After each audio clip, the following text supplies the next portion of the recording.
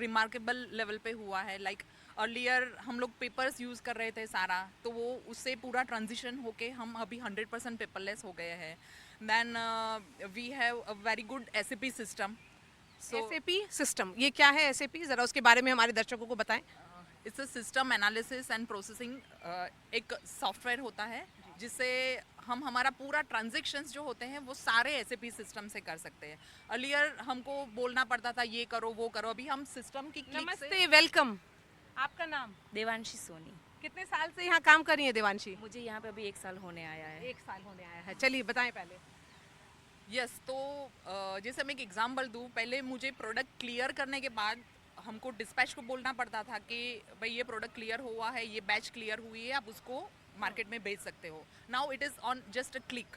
तो हम सिस्टम से ये वो बैच उसको अनरिस्ट्रिक्टेड में मूव करते हैं. They are able to make invoice and dispatch it. लेकिन ये 18 साल का आपका खुद का यहाँ का सफ़र 70 साल से अमूल हमारी ज़िंदगी में जुड़ा हुआ है. और ये जो रेवोल्यूशन शुरू हुआ, आई एम श्योर आप लोग सब ने पढ़ा होगा या अपने पेरेंट्स से सुना होगा कि ये जो रेवोल्यूशन हुआ है उसमें जो मिल्क रेवोल्यूशन यहीं से शुरू हुआ है.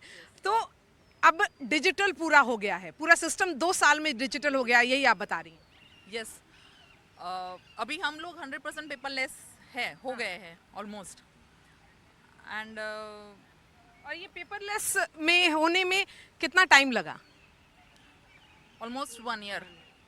1 ईयर में 1 ईयर लगा. और पूरा नॉट ओनली माय डिपार्टमेंट, पूरा केरा यूनियन आप बोल सकते हो. It is 100% paperless now. और आप क्वालिटी कंट्रोल डिपार्टमेंट को हेड करती हैं. यस, क्वालिटी कंट्रोल डिपार्टमेंट में हूँ मैं.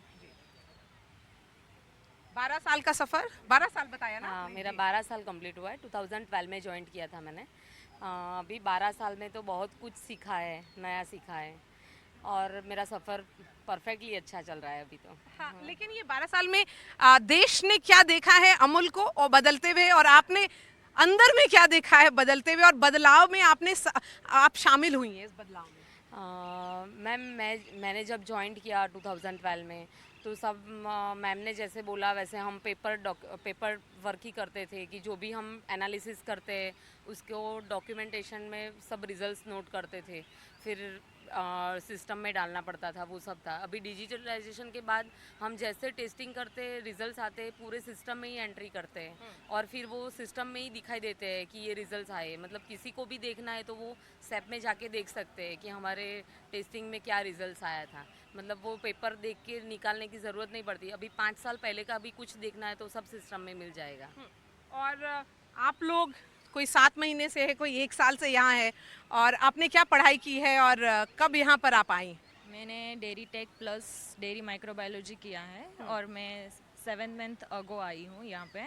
और मैं अभी डेयरी माइक्रोबायोलॉजी मीन सेक्शन में हूँ, QA का एक पार्ट है.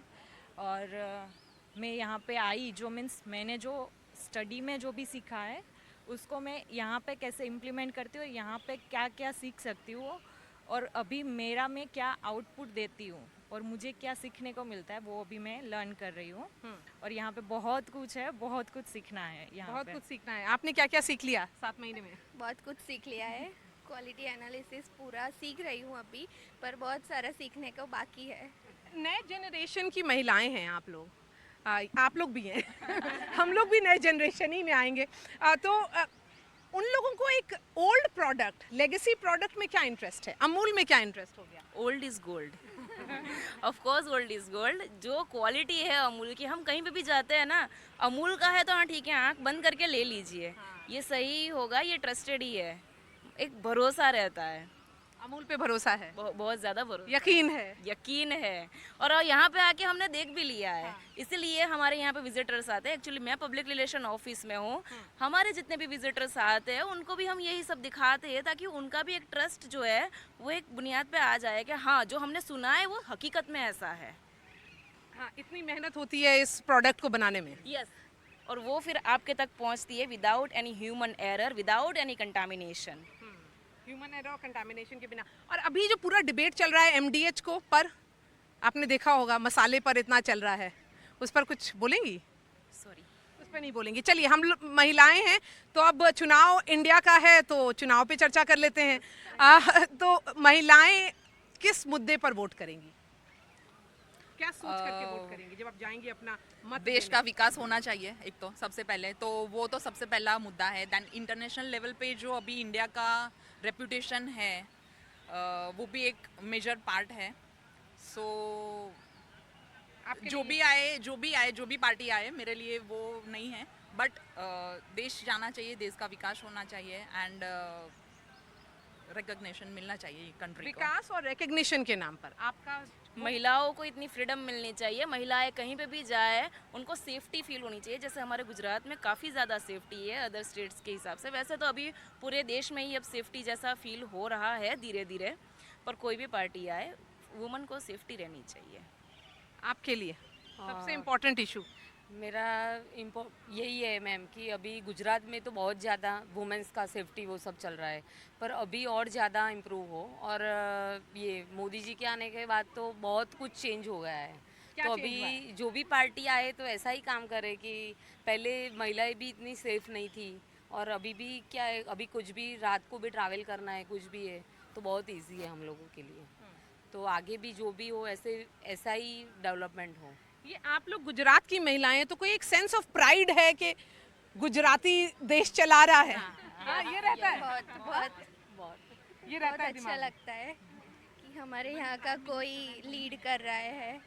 हाँ, क्या बोला आपने? हाँ, even prime minister and home minister जो सेफ्टी के लिए रिस्पॉन्सिबल है कंट्री के सेफ्टी के लिए, तो both are from the Gujarat, so we are obviously proud of them both. जी। तो हाँ, अब बताइए युवा के लिए क्या इशू है इस बार? इश्यू तो कुछ नहीं है, पर जो ये इक्वलिटी दी है उन्होंने वो बस मेंटेन हो, बस यही। इक्वालिटी किस पॉइंट ऑफ व्यू से? मेन वीमेन की जो इक्वलिटी दी है वो मेंटेन हो। Equal pay for equal work issue है या नहीं? जितना काम करे महिला उतना काम करे, जो पुरुष और महिला साथ में उतना ही काम कर रहे हैं घंटे, तो उतना ही पैसा मिले, सैलरी उतनी हो। मेरे लिए तो जो भी आए सही इंसान आना चाहिए बस। सही इंसान तो आप लोकल लेवल पे सोच रही हैं कि एमपी कैसा है, या देश के लेवल पे सोच रही हैं? देश के लेवल पे ही सोच रही हूँ कि देश जो अभी चला रहे वो तो अच्छा ही है, और अच्छे की आशा करती हूँ। तो क्या किस तरह क्या और अच्छा हो सकता है? वो तो जो भी आएगा वही सोचेंगे। जी, तो इस पर ही चर्चा कर लेते हैं कि एक तरफ प्राइम मिनिस्टर मोदी हैं और दूसरे तरफ कौन है, आप लोगों ने कभी सोचा है? क्योंकि गुजरात में कंप्लीट डोमिनेंस दिखता है भाजपा का, दूसरे तरफ कोई भी नहीं है, तो आप लोग सोचती हैं कि स्ट्रॉन्ग ऑपोजिशन भी होना चाहिए, विपक्ष को भी मतदान से ही विपक्ष भी बनेगा? यस, वो हमेशा ही होता है कि स्ट्रांग ऑपोजिशन जितना भी होगा ना तभी आप मजबूत बन पाएंगे, तो होना चाहिए। बट अभी राइट नाउ गुजरात में थोड़ा डिफिकल्ट लग रहा है। लग रहा है गुजरात में तो बीजेपी का है, डोमिनेंस है, कंप्लीट डोमिनेंस। कंप्लीट है। मैं तो जब से पैदा हुई हूँ ना, मैंने मोदी जी को ही देखे हैं। 2000 में मैं बॉर्न हुई हूँ, शुरू यहाँ पे सीएम मोदी जी ही रहे हुए हैं, एंड देन फिर पीएम रहे हुए हैं। तो क्या देखा है आपने, आपकी अपनी जिंदगी में क्या बदलाव हुआ है जब से आप पैदा हुई हैं? तब से आपने मोदी जी को देखा है, यहाँ पे मुख्यमंत्री थे और उसके बाद देश के प्रधानमंत्री बने। हाँ, वैसे तो मैंने कभी विपक्ष का देखा नहीं है, सो इतना मैं कंपैरिजन तो नहीं कर सकती हूँ, पर यहाँ पे इतना है, गुजरात में क्या है ना, इतनी सेफ्टी है फीमेल्स के लिए, प्लस हम जो जहाँ पे भी वर्क कर रहे हैं ना, यहाँ पे बहुत अच्छा एटमॉस्फेयर है। सो मे बी ये पॉलिटिक्स की वजह से हो सकता है, आई डोंट नो। ठीक है मैम, गुजरात में तो बीजेपी आएगी। गुजरात में बीजेपी का ज़्यादा, स्पेशली मोदी जी का ज़्यादा है। कोई पार्टी नहीं देखता है, मोदी जी को वोट देना है करके वोट डाल देते हैं। मोदी जी के नाम पर। हाँ, मोदी जी के नाम पर। तो एक लगता है कि गुजरात का आदमी देश चला रहा है, तो ये आपने एक बोला नेशनलिज्म की बात की, आपने एक चर्चा किया कि देश मजबूत है, तो क्या ये लगता है कि इंडिया स्ट्रांग है? उनके आने के बाद तो हुआ ही है, इंटरनेशनल लेवल पे उन्होंने इंडिया को बहुत आगे लाया है। कैसे? मतलब हमारे बिजनेस वगैरह बड़े हैं, सभी सारा कुछ हुआ है, इतना डीप तो मुझे भी नहीं पता। अमूल के पॉइंट ऑफ व्यू से बताइए, अगर लास्ट 10 इयर्स में हम लोग International राइट level पे नाउ कैसे? हम लोग 42 कंट्रीज में हमारा प्रोडक्ट्स एक्सपोर्ट करते हैं. सो ट्रेड्स तो कंपैरेटिवली पहले से कंपैरेटिवली काफ़ी इजी हुए हैं. जैसे शिपिंग से वो सब काफ़ी इजी हुआ है. तो इंटरनेशनली भी हम लोग काफ़ी मजबूत ही हुए हैं, मतलब एक तरह से बोले तो. वो फील करती हैं.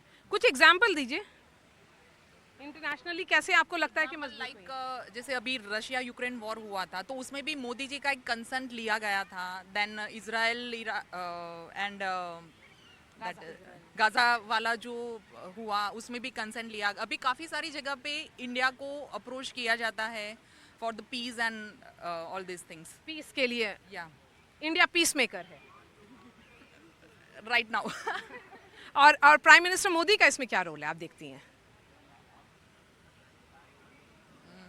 तो आपको लगता है इंडिया अभी इस पोजीशन पे इसलिए है because prime minister Modi prime minister है? एक वो फैक्टर है. देन हमारा फॉरेन डिपार्टमेंट भी उतना ही वो कर रहा है. पीछे बैकग्राउंड में काम तो कर ही रहेंगे. After all bureaucrats are there. So अभी आई थिंक मुझे लगता है कि उनको ज़्यादा फ्रीडम मिली है इंटरनेशनल वो करने की ब्यूरोक्रेट्स को. दैट्स वाई ये सब हो रहा है. मुझे आप बताएं कि अभी अभी बहुत ज़्यादा एक चर्चा चल रही है इनहेरिटेंस टैक्स पे. आपने सुना है ये जो सैम पिट्रोडा ने शुरू किया? हाँ, आपने सुना है उसके बारे में? But I am not exactly aware. थोड़ा हेडलाइंस पढ़ा था कल. तो उसके बारे में क्या सोचती हैं? Sorry I don't know anything नहीं, अबाउट दैट. नहीं, उसके बारे में नहीं चाहती. चलिए, कुछ और महिलाएं आजकल क्या चर्चा कर रही हैं यहाँ? किस बात पे चर्चा हो रही है महिलाओं के बीच में सबसे ज़्यादा? ऑपोजिशन में कौन सा नेता सही लगता है कि लगता है कि कोई कुछ करेगा? सोचते नहीं है यहाँ पे. ऑपोजिशन के बारे में सोचता ही नहीं है. कोई सोचता ही नहीं है अपोजिशन के बारे में. तो चलिए, थैंक यू सो मच हमसे बात करने के लिए.